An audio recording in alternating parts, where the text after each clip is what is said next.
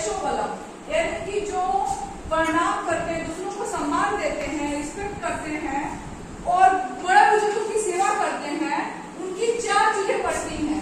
क्या क्या? आयु, विद्या, यश और बल। ठीक है, सीधा रखिए।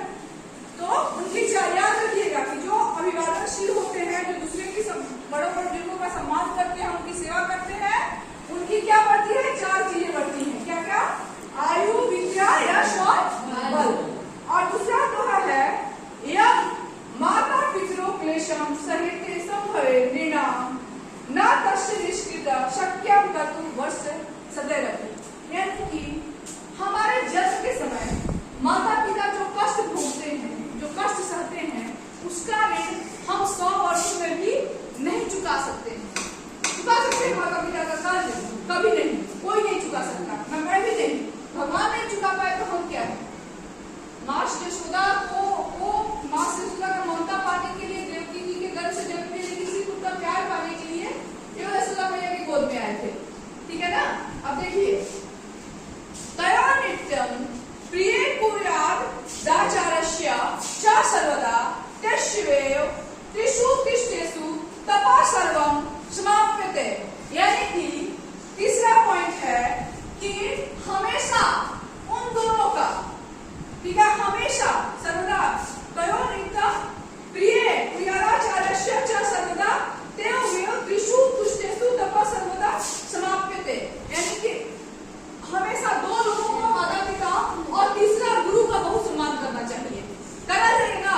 हमेशा इनका भला करना चाहिए, क्योंकि इन तीनों के संपूर्ण होने पे हमारी सारी तपस्याएं जो होती है वो समाप्त हो जाती हैं। हमें हमारी सारी तपस्याएं पूर्ण हो जाती है। सबसे बड़ा तप होता है माता पिता गुरुजनों का सेवा करना, उनका भला करना, उनका अच्छा करना। ठीक है ना?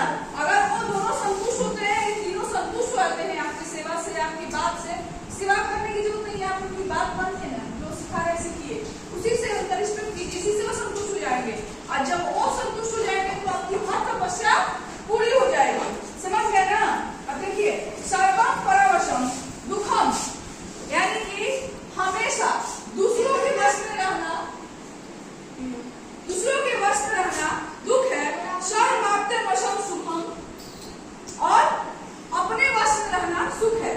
एक और समाशय लक्षणम सुखदम दुखयो, यानी यही 2 लक्षण जो है सुख और दुख है। यही 2 लक्षण क्या है? सुख और दुख है।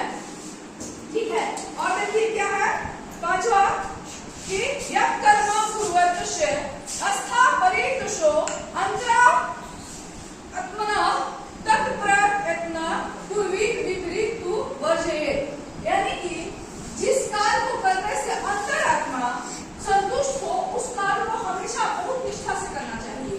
और इसके विपरीत किसी कार्य को करके हम संतुष्ट नहीं है तो उस कार्य को छोड़ ही देना चाहिए। अब देखिए 6ठा अंतर क्या है?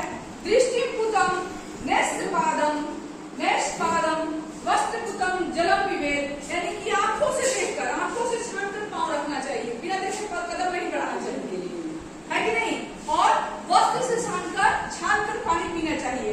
सत्यपुता वदेत वाचम मनापुता समाचारे, और सच से कहकर वाणी होनी चाहिए, सच को सच जानकर ही कुछ कहना चाहिए, और मन को शुद्ध करके बात करना चाहिए। समझ गए ना? इसी से बात करना चाहिए। समझ गए? तो आज का ये है, सब लिख लीजिए।